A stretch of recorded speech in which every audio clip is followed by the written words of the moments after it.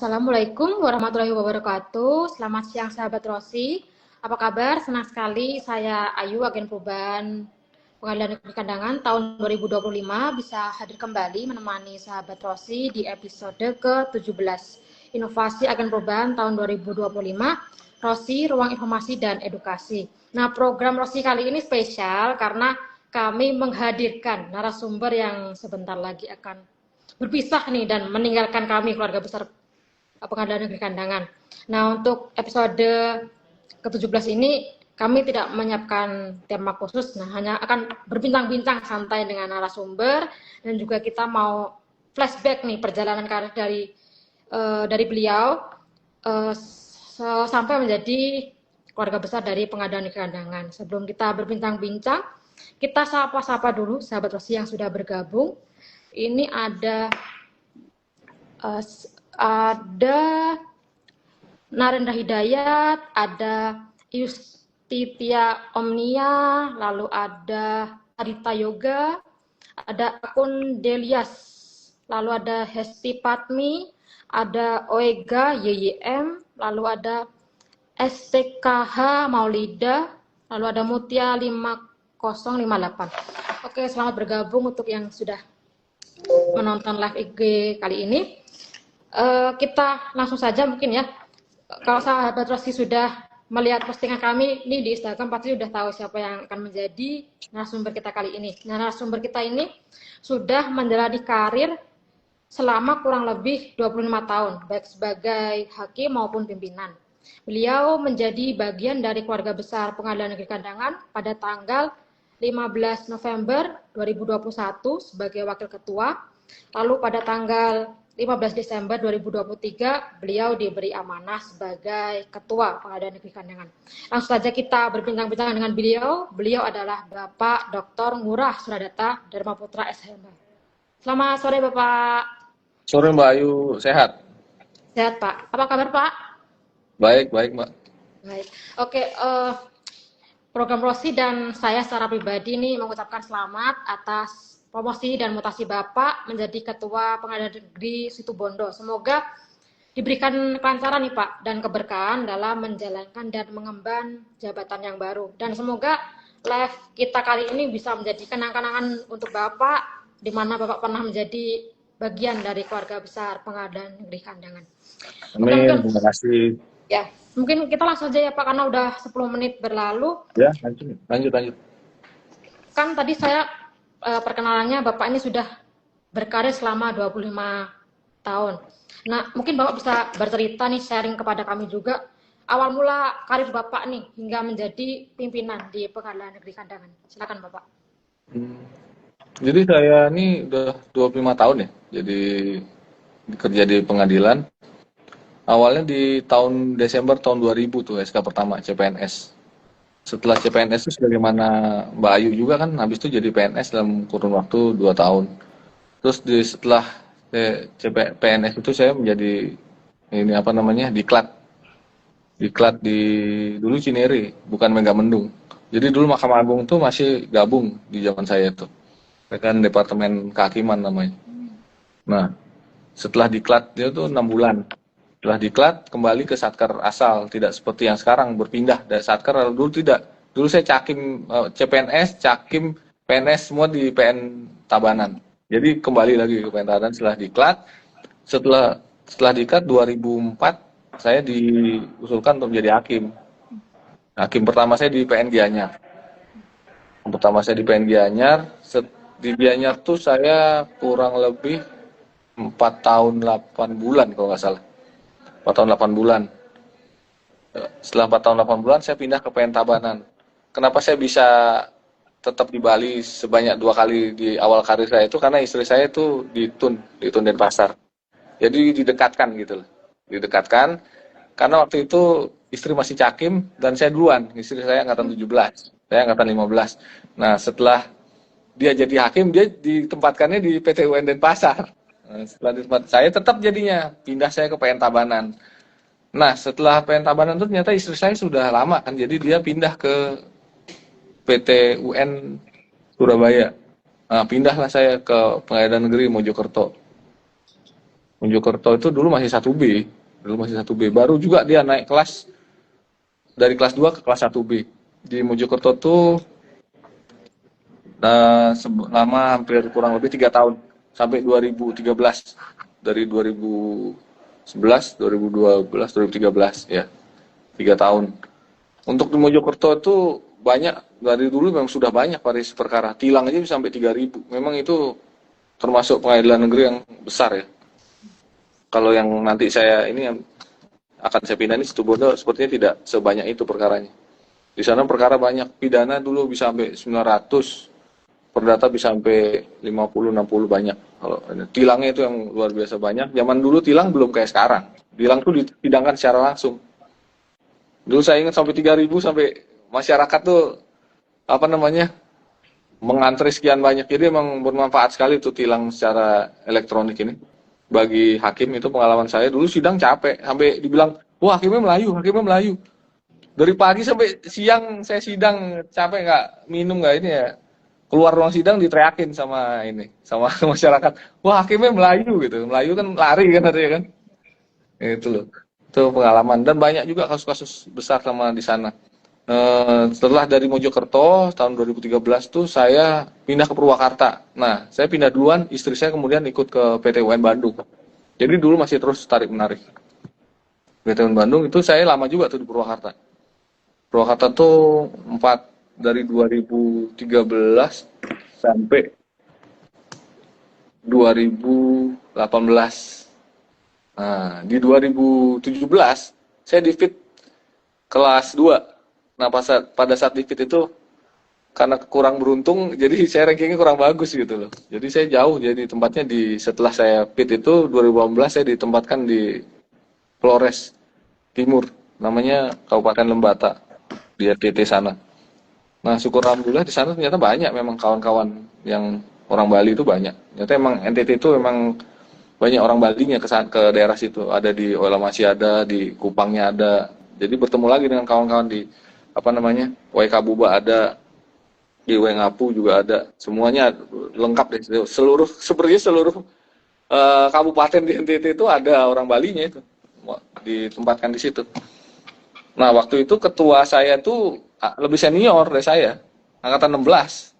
Bapak Ari Wahyu dulu pernah ketua di Banjarbaru sih. Terus dia jadi ketua sekarang di Mataram ya, beliau ya.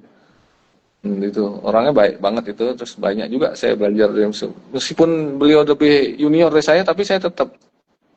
Jadi saya itu selama saya jadi pimpinan dan di Manung saya selalu nggak pernah berusaha mencari masalah dengan orang lain. Apalagi ketua itu kan pimpinan, saya wakil. Jadi saya menghargai dan banyak juga berdiskusi. Kebetulan emang saya orangnya suka nanya kan, suka berdiskusi. Terus mencari solusi terhadap sebuah permasalahan gitu kan. Jadi enakannya. Awalnya Pak Ketua tuh saya dengar takut, kalau yang datang kok senior. Gitu loh. Kan saya dengar dari pegawai sana, tapi saya bisa membawa diri. Akhirnya tahu sendiri, ternyata wakil ini orangnya ini humble, terus tidak pernah belagu gitulah istilahnya. Tentang senior gitu nggak ada sama sekali, syukur. Jadi kita di tempat tugasnya harus bisa membawa diri memang. Bawa diri, kadang-kadang kita emang perlu introspeksi diri. Kalau misalnya lagi sendiri gitu, introspeksi diri. Kita ini kesalahan kita di mana, kekurangan kita di mana. Baru kita bisa baik itu dalam pergaulan gitu. Nah, setelah saya wakil, kebetulan Bapak Ketua itu sudah lama. Jadi gimana kamu naik ketua sini mau nggak? Saya bilang ya nggak apa-apa, mau aja gitu. Akhirnya saya naik ketua di Lembata itu. Lembata itu meskipun jauh tapi semuanya serba indah memang. Jadi di tempat-tempat meskipun jauh meskipun itu tapi ya pasti ada hikmahnya. Di sana tuh ada beberapa hal yang menarik unik gitu kan. Jadi ada perburuan ikan paus. Jadi kalau ketua di sana dikasih gigi ikan paus itu saya dapat banyak bawa pulang itu. Sebenarnya itu barang dilindungi kan, tapi kalau dari sana dulu waktu saya naik pesawat ditanya saya di bandara, ini apa Pak, gigi apa? Gigi paus kan bukan, kalau saya dari Lembata di sana tuh memang diburu dan memang saya diserahkan sebagai ketua pengadilan. Nah itu di situ juga sebenarnya kan, tapi begitu bilang ketua pengadilan itu petugasnya langsung, oh gitu Pak, iya saya bener dari sana, iya ada tiket, saya tunjukin aja tiket saya transit itu waktu di Surabaya kan transit dulu.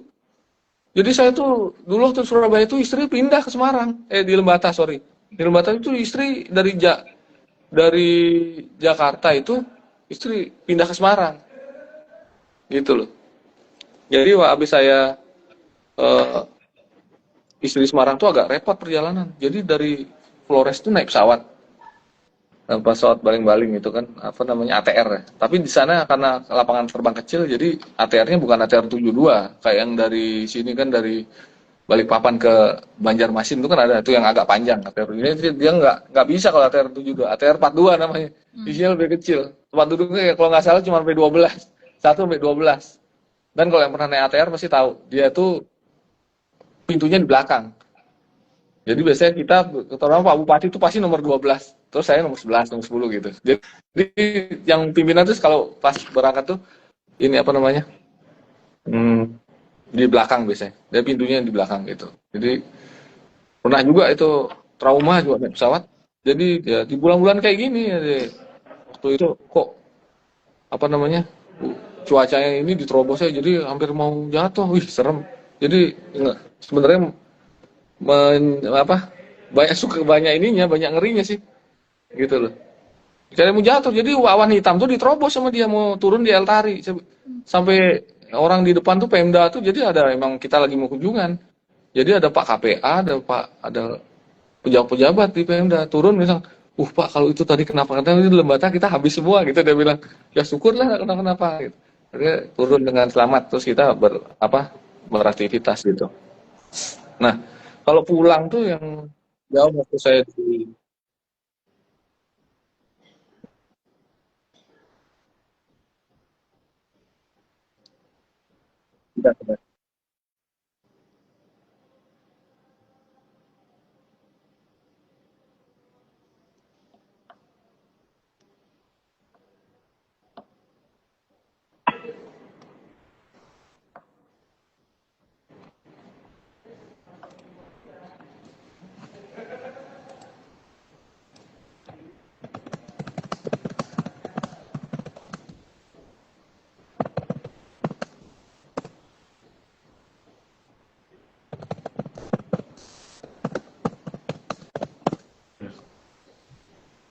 nah jadi tadi sampai mana ya Mbak ya maaf tadi Sampai ada gangguan selamat tadi Pak yang yang sampai naik turun pesawat ya, turun Mm-mm. dengan selamat. Jadi kalau dulu waktu istri di PT UN Semarang itu, jadi dari Lembata naik pesawat ke Kupang. Di Kupang tuh harus nginep. Jadi waktu dulu perjuangan dan membutuhkan dana yang besar gitu loh untuk pulang itu. Nginep di Kupang besok pagi baru berangkat. Kalau pas istri masih di Jakarta, saya ke Jakarta langsung 3 jam. Nah waktu istri di Semarang nggak ada. Jadi dari Kupang ini harus transit di Surabaya, baru ke Semarang. Nggak ada Kupang Semarang. Nah di sanalah baru eh, besar sekali biaya baru apa namanya. Tapi meski demikian saya tetap jalani tugas saya di sana itu. Saya tetap jalani tugas saya di sana itu. Dan bahkan ada perbaikan-perbaikan di pengadilan tersebut yang tadinya memang belum ada sama sekali gitu. Nah saya melanjutkan apa yang pimpinan dulu itu. Pimpinan dulu itu membuka jalan supaya orang-orang mau berubah susah kalau di sana. Nggak seperti di Kalimantan Selatan ini. Orang sana itu agak susah. Syukurlah, alhamdulillah bisa ada perubahan dan kita juga bisa mengikuti kebijakan-kebijakan pimpinan pada saat itu gitu loh. Nah, setelah saya dari Lembata terus saya udah cukup lama ini emang wakil saya sebentar di sana, cuma 7 bulan. Karena tadi saya ceritakan ketuanya udah lama, wakil 7 bulan, terus saya ketua sampai Januari 2021 dari Maret 2019 di situ. Jadi lebih lama saya ketuanya di sana. Setelah itu saya apa namanya bermohon supaya saya istirahat dulu gitu kan, istirahat dulu ke Direktur Jenderal. Nah terus ternyata dipindahkan ke Pengadilan Negeri Serang sebagai hakim biasa.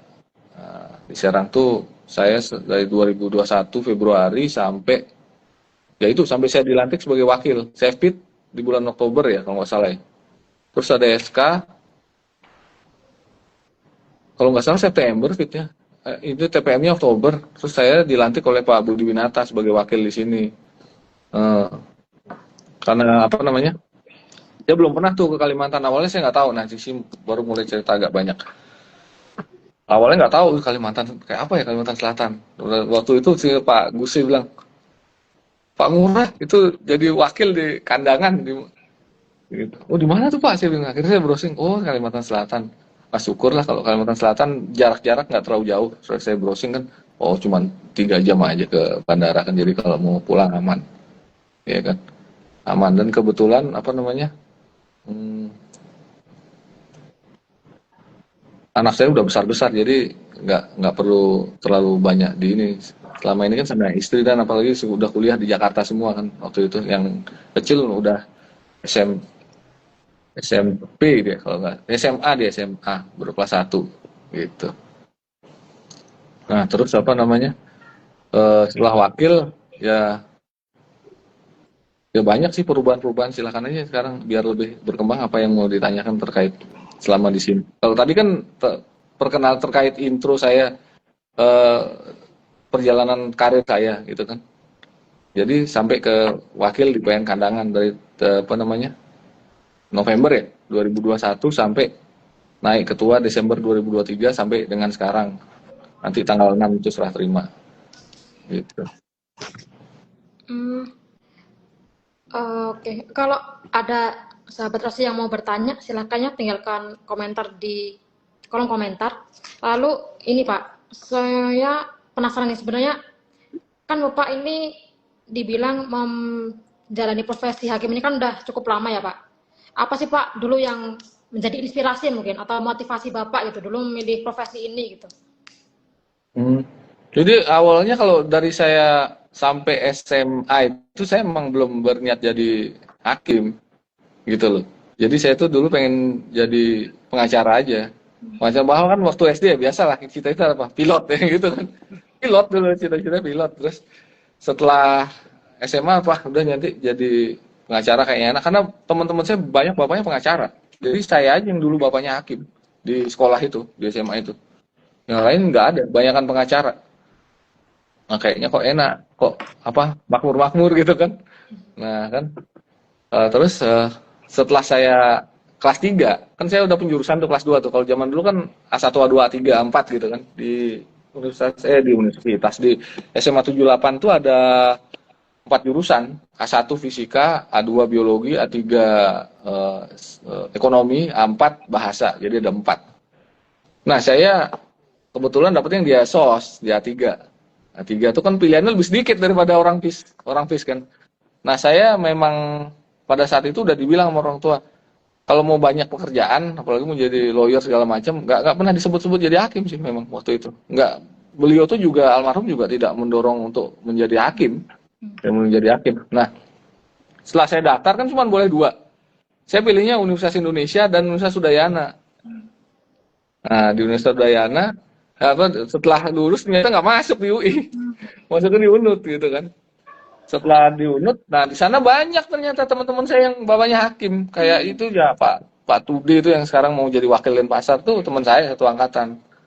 Nah, banyak dia tuh ada juga orang lain dan juga banyak bergaul juga dengan karena saya waktu itu kuliah sudah mulai berpacaran. Nah, mertua saya kan hakim. Nah, terus istri saya bilang, kamu ngapain jadi pengacara? Udah ikut aja. Gitu. Akhirnya begitu lulus ya, tahun 2000 tuh saya mendaftar. Gitu ceritanya. Kenapa awalnya saya menjadi hakim. Dari orang tua saya sendiri tidak pernah mengepush saya untuk menjadi seorang hakim. Malah justru dari istri saya yang ini. Karena istri saya juga pengen jadi hakim waktu itu memang. Dia kalau dia sudah punya proyeksi, jadi dia tuh lebih terproyeksi kalau dia itu. Kalau saya enggak, saya lebih santai hidup saya itu. Jadi dari muda tuh saya emang lebih santai. Bawaannya maunya santai tapi jalan gitu semua. Gitu saya. Oh jadi semua karena ibu ya berarti ya Pak? Iya, istri saya yang Oh, banyak dorong saya buat jadi hakim. Padahal orang tua saya kan juga hakim, ibu saya juga hakim, bapak saya juga hakim, malah hakim agung. Cuman nggak pernah mendorong anaknya buat jadi hakim. Adik saya pun nggak pernah didorong untuk jadi hakim. Malah kuliahnya di swasta dulu di perhotelan, di STP perhotelan. oh berarti motivasi terbesar Bapak ibu ya berarti ya untuk menjadi seorang hakim ini Pak? Mm-mm. Oke ini ada Ini ada pertanyaan. pertanyaan. Ya, ini ada pertanyaan Pak dari Dani 1982. Pak Ketua, gimana perasaan Bapak waktu pertama kali menginjakkan kaki di bumi Antaludin? Sama ini ada sambungannya, gimana rasanya 4 tahun berada di bumi Antaludin? Iya, iya. Ini juga ada Dayat minta IG anak saya. Ada di Instagram. Anak yang mana ini? Yang cewek apa yang cowok? Iya. Nanti mungkin private aja Pak, nanti private message aja Mm-mm. Pak. Iya, Pak Ketua, bagaimana perasaan Bapak pertama menginjakkan kaki di bumi Antaludin Kandangan? Jadi awalnya tuh saya diterima dengan sangat baik ya, terutama apalagi dijemput. Waktu itu Pak Hera yang jemput, jadi yang jemput tuh saya ingat. Nah, Pak Hera, terus Pak Surya, dulu Pak Anmut perdata di sini, terus Pak Budi Anor, Panitra di sini, dan Hudan. Nah, disebut 4. Nah, Pak Hera waktu itu udah bilang, oh tumben ini ada wakil dijemput oleh 4 orang gitu.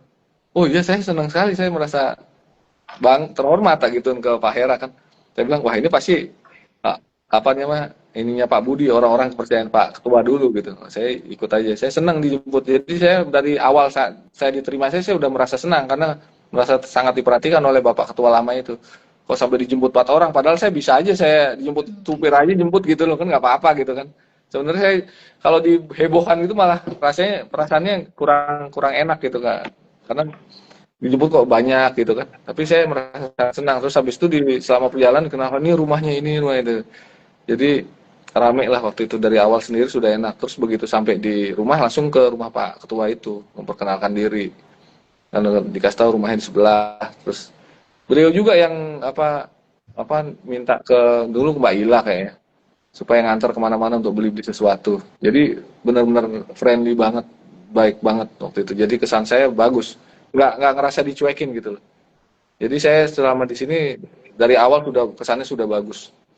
Gitu. Jadi perasaannya kalau pertanyaan seperti Pak Ketua gimana perasaan, sangat senang dan bangga. Saya berharap saya bisa kembali lagi ke Kandangan sebagai hakim tinggi pengawas, iya gitu kan.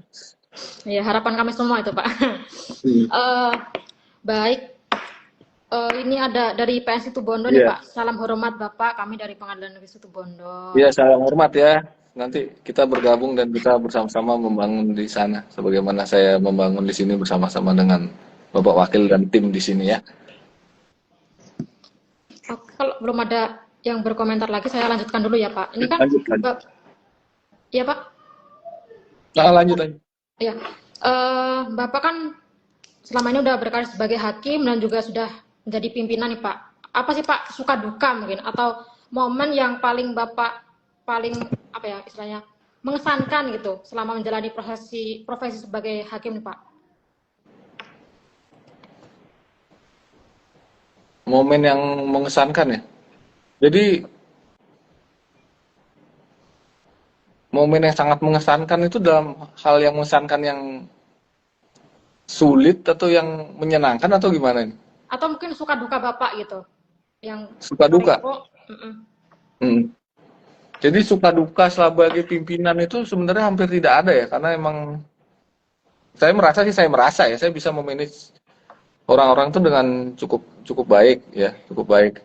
Yang lebih susah tuh waktu saya menjadi hakim sebenarnya. Jadi susah, yang bagi saya susah tuh kalau kita memeriksa perkara, memeriksa perkara yang agak rumit, yang membutuhkan pemikiran yang mendalam, dan terus ada banyak masanya gitu kan. Jadi ada banyak tekanan lain. Jadi sebagai hakim tuh banyak. Sebenarnya hakim tuh baru teruji pada saat ada perkara-perkara yang seperti itu. Gitu. Kalau saya pribadi ya, saya lebih ada kesan terhadap perkara-perkara yang sulit itu karena membutuhkan pemikiran yang lebih dalam. Gitu. Kalau pekerjaan di kantor ini kan kita tim ya, bukan kerja sendiri. Saya juga bukan orang yang suka mengambil kredit orang. Misalnya di sini Bapak Wakil itu banyak sekali membantu saya itu, banyak bekerja juga. Saya nggak akan mengambil kredit dari pekerjaan beliau gitu loh. Dan kita kerja bersama. Saya juga nggak akan mengambil kredit jadi pekerjaan Mbak Ayu. Saya bilang itu tim saya yang bikin website jadinya bagus. Namanya Ayu Doni. Saya gitu kalau ditanya sama PT, bukan saya sendiri, nggak ada. Jadi pimpinan tuh nggak ada kerja sendiri. Kita tuh kerja tim. Anak buah juga harus ada orang yang mengawasi dan membina dan mengarahkan gitu. Karena pada dasarnya kita ini sebagai manusia tuh sifatnya bebas. Saya aja pengen bebas. Jadi sebenarnya dalam pekerjaan itu kita tuh ada perasaan tertekan kan sebenarnya kan. Makanya saya selalu berusaha membuat dalam pekerjaan ini kita gimana caranya supaya nggak tertekan untuk hal-hal yang sudah reguler. Kalau hal-hal yang reguler kita lakukan kayak bikin monet, itu masih merasa tertekan, itu akan merasa selalu dibayang-bayangi oleh ketua yang kesannya jahat gitu. Jadi misalnya lomba ayu bikin monet terkait PTIP dan segala macam. Nah, itu udah otomatis gitu kan. Udah otomatis. Jangan ada lagi ada rasa beban. Nah, beban itu baru akan timbul kalau ada pekerjaan baru yang agak berbeda. Misalnya nih, kan sekarang Renstra udah agak baru nih. Itu pasti ada sedikit dah. Tapi emang manusia tuh harus berpikir. Kalau orang nggak berpikir tuh namanya bukan manusia, gitu loh. Kita kelebihannya dikasih sama Allah tuh ya karena kita tuh manusia. Loh, kok ada Aduh, kaget Pak. Kaget, loh, kok Pak. ada istri? Kaget lah. Ini kan dinas ini gimana? Waduh, kacau. Jadi boleh ya? Jadi ini tamu khusus untuk Bapak. Waduh. Saya jadi malah bingung nih kalau ada istri nih. Jadi saya perkenalkan dulu ya Pak Ibu. Jadi kami mengundang khusus tamu istimewa untuk Bapak Ngurah. Saya perkenalkan dulu, ini istri dari Bapak Ngurah Suradata Dharma Putra sekaligus Ketua Dharma Yukti Karini Cabang Kandangan, Ibu Indah Mayasari SHMH. Ini Selamat sekretaris bergabung, bikin Bu. surprise aja.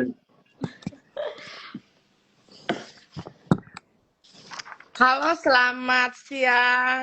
Sukses siang. buat suami saya menjadi kaget ya. Terima kasih Kaget. atas Biasanya di WA malah undangannya. di Tadi Instagram. juga saya masih naik pesawat, terus tiba-tiba ada undangan seperti ini. Makanya saya bilang, wah mudah-mudahan pesawatnya nggak delay.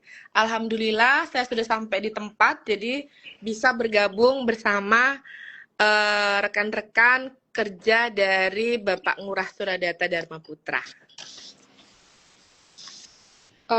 Baik. Mungkin saya tanya ke Ibu dulu ya Pak, mungkin Pak. Ya, ngomong. Jadi,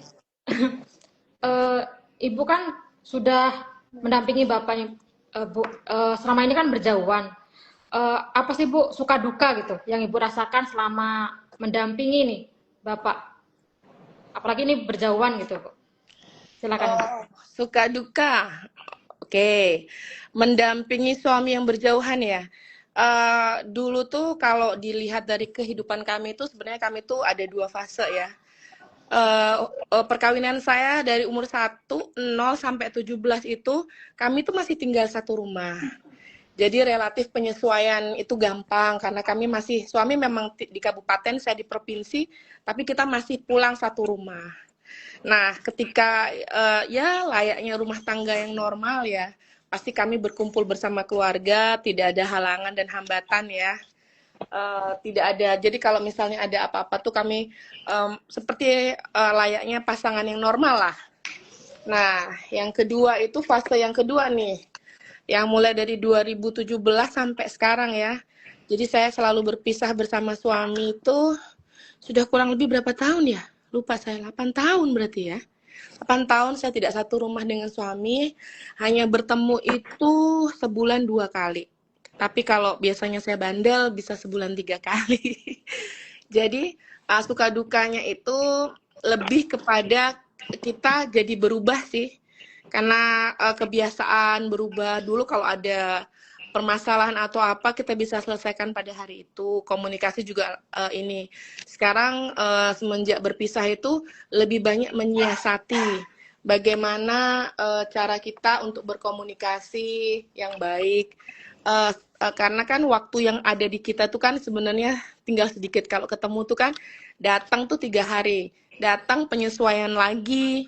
Karena kan suami berarti hidup sendiri, berarti dia punya kebiasaan sendiri, menyesuaikan. Nah, bersama-sama nanti fasenya lagi sudah mau lihat jam-jam di dinding. Oh jam segini nih, udah mau balik nih. Wah udah mulai stres lagi pisah. Suka dukanya lebih gitu. Jadi permasalahan itu ya karena untungnya ada teknologi sekarang lebih bagus. Jadi kita ada video call, ada apa. Jadi saya tuh tipikal orang yang kalau ngomong tuh suka lihat muka. Jadi saya tuh sama suami tuh pasti kalau telepon tuh pasti video call. Kalau orang lain tuh mikirkan, ah ini ibu pasti tukang ngecek bapak nih ya. Bapak ada di mana? Enggak, tapi karena saya tuh lebih senang kalau ngomong tuh saya lihat mukanya dia, lihat ekspresinya dia gitu. Jadi saya tahu kadang-kadang kan kalau suami itu kan ngomong apa namanya misalnya ada sehat atau enggak itu kan kadang-kadang kalau kita tanya sehat Pak, sehat. Padahal enggak. Tapi kalau dari muka tuh nggak bisa berbohong dia. Jadi saya lihatnya, jadi video call tuh saya suka lihat mukanya dia gitu. Komunikasi terus gitu. Jadi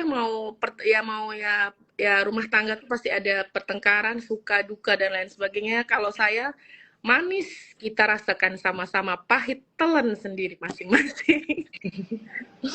Jadi gitu. Jadi kalau untung juga ketika 17 tahun itu anak-anak saya sudah besar. Jadi sebagian tugas itu rumah tangga itu atau apa namanya anak-anak tuh sudah bisa dialihkan ke anak-anak. Jadi semenjak itulah anak-anak tuh menjadi teman saya. Jadi kayak partner saya sebagian karena suami saya nggak ada. Dan mungkin itu juga jalan Tuhan membentuk anak-anak saya juga jadinya semakin dulu mungkin manja. Nggak ada bapaknya, sekarang tugas-tugas ke mereka kayak misalnya yang cowok tuh dari SMP saya sudah suruh apa namanya belajar mobil. Soalnya kalau ada apa-apa nanti kalau mama sakit malam-malam siapa yang bawa ke rumah sakit. Jadi mikirnya gitu. Anak saya yang cewek, pokoknya semua jadi tugas-tugasnya suami itu sudah tak bagi-bagilah ke mereka. Kebetulan saya juga punya mbak yang sudah 20 tahun bersama saya, sudah seperti orang tua saya sendiri ya. Jadi dia juga yang sebagian tugas tuh mengasuh dan apa. Jadi kami tuh bikin tim yang baru. Jadi bapak tuh semenjak datang ke rumah taunya senang-senang aja. Yang penting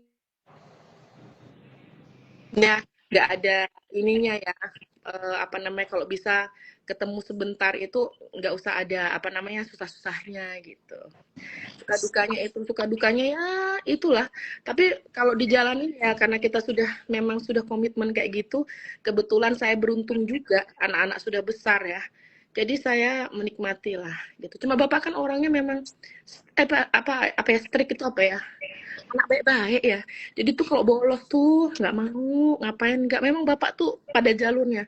Nah, saya memang agak bandel dikit. Jadi kalau bolos gitu saya ke keluarga pokoknya nyelesain tuh saya. Kalau bapak tuh lebih nggak enak nanti gimana nggak enak gitu. Jadi kebanyakan saya yang memang benar-benar ngurus semuanya. Pokoknya bapak taunya beres saja. Gitu aja sebenarnya. Saya kan ini ya Bu, secara pribadi nih mengenal Bapak tuh kan humoris orangnya, terus nggak mudah marah gitu. Kok di rumah tuh Bapak sosok seperti apa sih Bu? Gitu. Sosok suami seperti apa? Sosok Bapak seperti apa gitu? Saya juga loh, saya tuh sebagai istri dia selama berapa nih ya, 25 tahun ya. Saya juga nggak pernah gitu dibentak gitu ya, diapain, dimaki nggak pernah ya. Cuma biasanya sikapnya tuh kalau memang lagi gitu nyebelin aja gitu loh. Tapi saya nggak pernah perasaan saya nggak pernah dikasarin, nggak pernah apa. Memang begitu, memang dia. Jadi kalau paling dia cuma ngambek aja, kalau ngambek tuh paling cuma diem atau apa nggak ini. Ya sama seperti di kantor, suami saya tuh tipikal laki-laki itu yang apa nggak ada munafiknya ya, no drama ya. Jadi apa yang di situ tambahannya ya di rumah tangga tuh cuma gitu, cuma bedanya kalau ada sih kalau di rumah tangga tuh bapak tuh kayaknya lebih manja, manja banget, semua dilayani lah. Jadi kami semua di sini sampai anak-anak juga menjadikan dia pokoknya kalau datang tuh kita sayang lah supaya dia bahagia kumpul gitu kan, karena kami waktu itu masih bersama-sama kan. Jadi itu 3 lawan 1. Jadi ya kita banyakkan menyayangi dia karena kasihan dia sendiri, tapi kami bertiga. Tapi selebihnya itu apa yang ditampilkan itu di rumah lebih gila lagi. Jadi misalnya kalau di situ humorisnya kayak gitu ya. Kalau di rumah itu karena mungkin dia lebih lepas. Jadi tiap hari tuh ngebangun dari saya bangun tidur, ada aja kerjaan dia sampai saya mau tidur lagi. Semua digangguin, nggak peduli saya, anak saya. Jadi memang kalau ada dia tuh memang begitu. Memang apa ya, suka jahil ya. Terus ya pokoknya gitulah, bisa ketawa sendiri, bisain pokoknya lebih lebih seru lagi sih sebenarnya. Tapi apa yang ditampilkan di kantor tuh seperti itulah dia apa adanya. Cuma kalau mungkin di rem atau apa, kalau di aslinya di kami tuh ya lebih lebih ini lagi. Nggak pernah sih mukul anak atau marah-marah, nggak pernah. Paling banter cuma nyebelin. Jadi kalau sudah gitu paling kalau ada yang nggak berkenan atau gitu, nggak pernah. Gimana sih gitu. Jadi nggak pernah yang gitu gimana gitu, cuma sampai gitu aja, nggak Berarti memang Bapak gitu. Pernah sih nggak Bu, Bapak tuh kayak kesel sama si A, si B, oh B itu gini gini gini gini gitu, curhat tentang keadaan kantor gitu pernah nggak Bu? Oh, bagi dia tuh dia itu tipikal orang tuh yang biasa-biasa aja ya. Jadi malah yang diomongin tuh malah random. Kalau Mbak tahu tuh ya, jadi misalnya ada dia lihat di TikTok atau dia lihat apa, dia juga ngomong. Kalau yang dia curhat kayak itu paling cerita sambil lalu aja. Itu pun kalau misalnya apa cuma kayak sambil, oh ya di kantor tuh ada begini, ada begitu, ada begini, begitu. Tapi karena kami sama-sama sekarang posisinya sama-sama pemimpin, jadi kadang-kadang saya tuh banyak bertanya bahkan sama dia tuh jadi mentor saya, "Pak, kalau di kantor tuh ada gini-gini gimana ya Pak, gini-gini gini," gitu. Dia juga karena sifatnya itu, dia tuh kan yang lebih humanis tuh saya, lebih kepada apa namanya memahami orang tuh saya. Jadi dia tuh kalau orang tuh banyak bertanya kepada saya. Tapi kalau saya mengenai teknologi, kemudian mengenai apa aja, mengenai IT, teknologi, bahasa Inggris, pokoknya semua pengetahuan tuh saya tanyanya ke dia. Jadi kami bertukar karena memang benar-benar kalau bagian kemasyarakatan sosial itu memang arahnya condong saya punya kelebihan lebih. Nah kalau suami saya tuh enggak. Jadi kayak begitu tuh saya tukar-tukaran ilmu sama dia.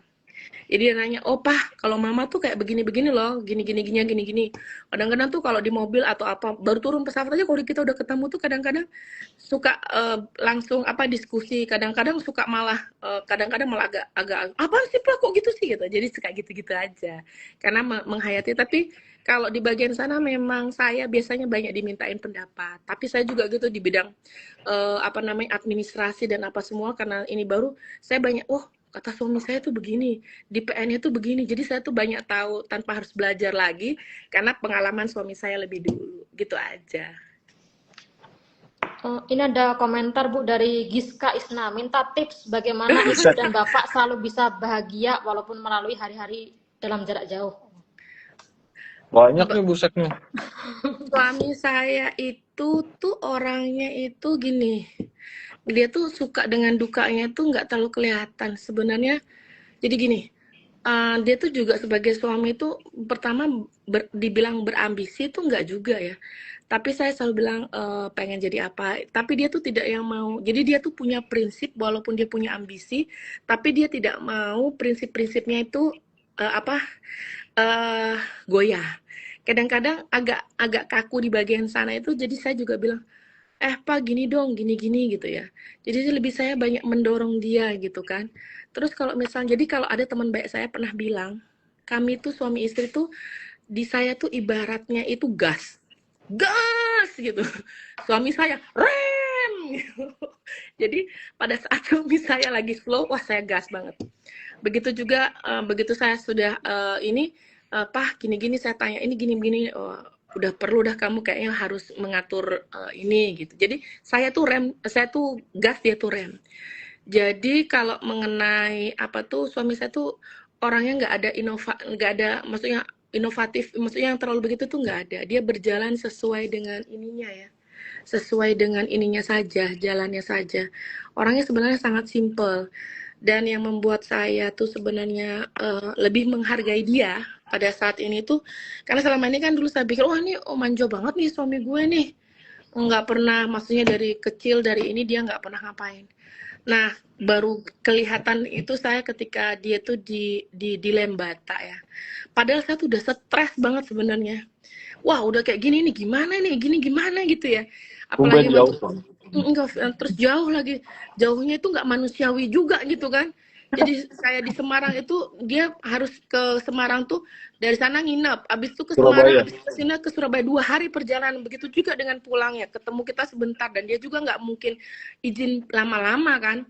Mulai dari sana cuma yang saya giniin dia tuh bisa jadi di tempat yang susah atau apa dia selalu mencari hikmahnya. Terus dia tuh selalu kayak gini loh. Kalau misalnya di sana tuh dia bisa cari pemandangan, tapi nggak pernah, jarang ngeluh ya, malah yang ngeluh tuh saya.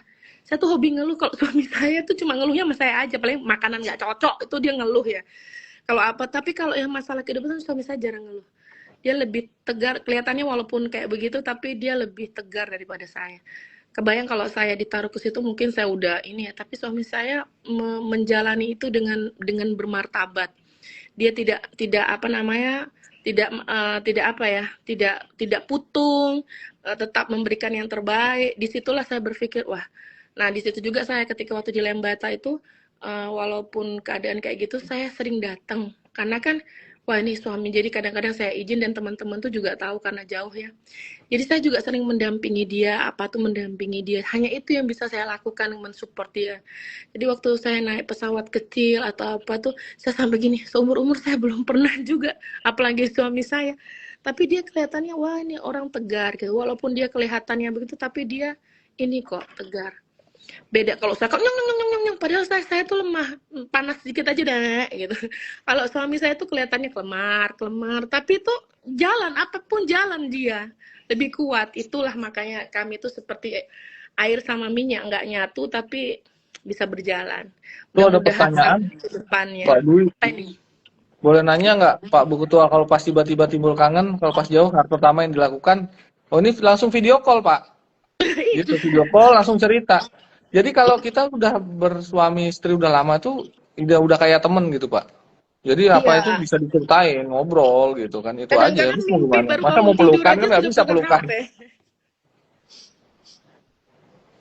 Gitu. Kalau kangen sih, kalau ininya saya dengan suami itu tipikal yang kalau ngomong tuh blak-blakan. Papa kangen pulang dong gitu. Atau enggak papa gitu. Oh sayang gitu, kayak gitu-gitu. Jadi memang seperti itu gitu. Jadi ya nggak ada misalnya kalau kangen atau apa disembunyiin atau menyimpan dalam hati diam-diam, nggak. Begitu pula dengan amarah kami. Ya kalau lagi marah, gitu sebel kelihatan banget di muka. Tapi begitulah habis itu hilang gitu. Memang kita baru berjauhan pas anak-anak udah besar sih memang. Makanya saya juga prihatin juga kayak model kayak Pak Iya Windu gitu. betul. Dari anaknya masih kecil, dari penempatan pertama nggak pernah. Makanya saya selalu mengencourage kepada hakim-hakim yang memang tidak berprofesi seperti ini supaya istrinya tuh ikut gitu loh nemenin. Kayak model Pak Dwi, Pak Yuri kan istrinya ikut. Tapi kalau memang nggak mau ya berarti emang memilih jalan seperti itu. Kalau kayak kami berdua kan nggak bisa memilih jalan seperti itu. Memang karena ini kan karena tugas. Kebetulan kan waktu saya di sini Ibu di PT UN Palangkaraya wakil. Jadi saya perjalanan ke sana cukup jauh juga sebenarnya. Cuman saya jalan, saya happy-happy aja. Malah saya terkesan begitu setiap saya pegang Iya. setir Pajero itu. Saya sering bilang istri, setiap saya pegang setir Pajero itu ya, kalau saya yang pegang bukan Pak Faris, saya selalu ingat saya perjalanan ke Palangkaraya. Kan. Gitu. Saya yang Rasanya nyaman aja deg-degan. dan saya jalan terus maksudnya. Cuman yang agak berat begitu kembali karena begitu ke daerah Banjarmasin waktunya udah jadi Wita jadi perjalanan jadi lama. Tapi begitu ke wilayah Palangkaraya jadi waktunya berkurang karena kan dia pakai WIB kan. Itu jadi semua tuh harus dijalani dengan apa? Dengan semangat, tetap semangat. Iya. Yang penting kita tuh masih sehat gitu loh. Kalau kita udah Betul. nggak sehat, itu udah susah. Pasti suka duka tuh pasti ada, naik turun tuh pasti ada. Ya udah pas bagus rasakan, pas nggak bagus telan. Mudah-mudahan Bapak dengan Ibu-ibu nanti hakim-hakim nanti lebih gampang juga ya ketemu keluarga dengan ini. Saya juga karena melihat keadaan seperti itu, kalau misalnya ada yang mereka berpisah terus misalnya 2 minggu nggak pulang tuh malah saya suruh pulang sana. Ngapain nggak pulang? Orang saya aja nggak bisa kalau nggak ketemu. Masa orang nggak boleh ketemu keluarga? Jadi itu juga yang saya bilang ke Bapak gitu. Mudah-mudahan nanti kami juga kalau dapat pimpinan juga dapat orang yang baik-baik juga supaya nanti kita berbuat baik supaya nanti pimpinan kita juga nanti baik toh mengerti kita. Ada lagi Mbak? Ini tidak terasa ya kita ngobrol udah hampir 1 jam ini Bu, Bapak. Selebihnya sih saya mengucapkan sedih sebenarnya Sani Mbak nggak bisa datang ke sana. Padahal kalau datang itu yang terakhir sudah pengen datang tapi nggak bisa. Mohon maaf ya. Tapi menurut saya kandangan itu adalah tempat yang paling baik buat suami saya untuk belajar tumbuh sih. Dia lebih mandiri, terus Terima kasih banyak lebih saya. baik. Orang-orangnya S3 saya juga lulus di sini. Nah, kan berarti kan bagus sekali. Kandangan itu lama 4 tahun itu membawa. Berarti suami saya di kandangan tuh pulang itu nggak pernah berengat-berengut, sepertinya menyenangkan, malah kayaknya kalau malah papa kok kelamaan pulang yuk gitu, pulang pak gitu. Jadi kak ini gimana, nggak pernah dia tuh beban, aduh mau balik kandangan beban tuh nggak pernah. Dia Ini kok ada happy kejaksaan ini, Kevin juga. orangnya happy aja karena orang-orang di sana baik, dan itu yang saya bersyukur sampai sekarang. Dan itu juga saya mau mengucapkan terima kasih. Terima kasih Bapak Ibu semua sudah menjaga suami saya. Suami saya happy di sana sampai dia pergi lagi. Justru dia pindah ini sudah dari 1 minggu lalu, dia sudah kayak gitu. Kenapa kalau nggak mau, kenapa papa nggak mau pindah, tak gitu ya. Ya kan nggak boleh kelamaan, tapi kalau dia memang sudah betah tuh ya dia senang sih. Dia menyenangkan lah di sana. Terima kasih ya. Oh, baik. Sebagai penutup program Rosi kali ini, mungkin Bapak bisa memberikan pesan mungkin kepada Pak Wakil Ketua yang akan meneruskan program Bapak ini, dan juga mungkin kepada kami nih Pak, keluarga besar Pengadilan Negeri Kandangan yang sebentar lagi akan Bapak tinggalkan. Silakan Pak. Baik, terima kasih ya. Closing statement, saya merasa sangat bangga dan berterima kasih menjadi bagian dari keluarga besar Pengadilan Negeri Kandangan. Selama kurang lebih 4 tahun ini, saya banyak juga belajar di sini dari Bapak Ibu sekalian, dan juga banyak juga kita bersama membangun Pengadilan Negeri Kandangan. Meskipun demikian, alasnya ada beberapa program yang memang belum berjalan. Mohon maaf, saya belum bisa membawa WBK bagi Pengadilan Negeri Kandangan. Namun agar untuk predikat unggul supaya dipertahankan, sehingga di tahun 2027 kita bisa mendapat paripurna. Saya nanti di tempat selanjutnya akan mendengar kabar bahwa Pengadilan Negeri Kandangan telah mendapat predikat paripurna di tahun 2027. Amin. Ya. Mungkin Ibu juga ada pesan kepada Ibu Wakil nih yang akan menggantikan Ibu sebagai Ketua Dharma Yukti Karini Cabang Kandangan, dan juga kepada kami nih Pak Bu, pengurus dan juga anggota Dharma Yukti Karini Cabang Kandangan. Sebenarnya sih bukan lebih pesan ya, tapi lebih kepada rasa syukur saya. Ketika suami saya pertama itu belum ada wakilnya, saya sendiri tuh banyak juga bantuan dari ibu-ibu yang ada di PN Kandangan. Nah, ketika hadirnya Bu Wakil lebih giat lagi. Jadi saya tuh banyak, sebenarnya yang banyak membantu itu adalah Bu Wakil. Jadi Bu Wakil itu kalau Dharma Yukti Karini itu udah teruji lah.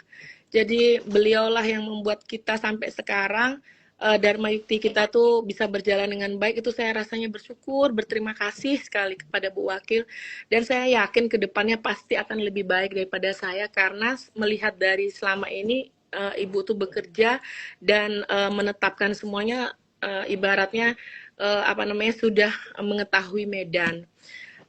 Kalau mengenai tambah lagi satu. Nah, apalagi partnernya itu dapat kayak Bu Sekretaris ya. Jadi kemarin tuh orang yang penuh inovasi, udah gitu kreatif pula. Terus tambahan lagi dengan ibu-ibu semua yang gaul manis ya. Itu jadi rasanya itu Dharma Yukti itu kompak banget gitu, senang banget gitu. Cuma memang karena jarak dan keadaan aja yang membuat kita tidak sering bertemu. Tapi dibanding semua, Dharma Yukti Karini Kandangan itu barang yang sudah jadi. Jadi saya tuh tidak pernah susah lah. Paling cuma susahnya komunikasi di grup aja, karena itu pun karena kadang-kadang di grup itu juga ada miskomunikasi dengan yang di pusat.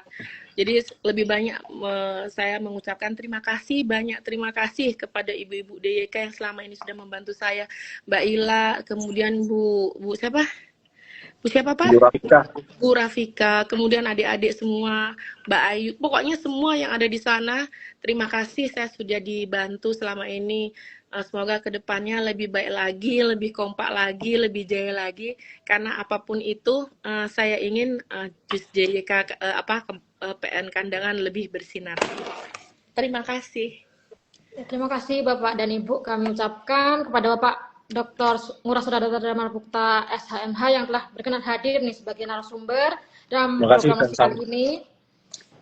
Kami juga mengucapkan terima kasih kepada Ibu Indah Mayasari SHMH yang sudah bersedia menjadi tamu istimewa kami hari ini. Sekali lagi kami dan saya secara pribadi mengucapkan selamat atas promosi dan mutasi Bapak menjadi Ketua Pengadilan Negeri Situbondo. Semoga diberikan kelancaran, keberkahan dalam menjalankan dan mengemban jabatan yang baru. Semoga acara pelantikan Bapak di Pengadilan Negeri Situbondo juga dilancarkan. Mohon maaf kalau program Rosi hanya bisa mengatakan Bapak sampai di sini. Semoga masih ada kesempatan bagi kami untuk mengundang Bapak dan Ibu juga sebagai narasumber walaupun dari tempat yang berjauhan. Terima kasih juga. Tidak lupa kami ucapkan kepada sahabat Rosi yang sudah bergabung di live Instagram Pengadilan Negeri Kandangan. Jangan lupa ikuti terus live Instagram program Inovasi Agen Perubahan tahun 2025. Rosi, Ruang Informasi dan Edukasi pada hari Jumat pukul 15.00 sampai 15.30 yang hadir setiap 2 minggu sekali. Dan jangan lupa follow Instagram Pengadilan Negeri Kandangan @pnkandangan untuk mendapatkan banyak informasi tentang kegiatan kantor dan layanan hukum lainnya. Terima kasih sekali lagi saya ucapkan kepada Pak Ngurah dan Ibu yang sudah menerima undangan kami. Saya selaku host untuk episode kali ini mohon maaf apabila ada kekurangan, kegelapan, maupun tutur kata saya yang kurang berkenan, maupun menyinggung perasaan dari Bapak, Ibu, maupun sahabat Rosi yang sudah menonton.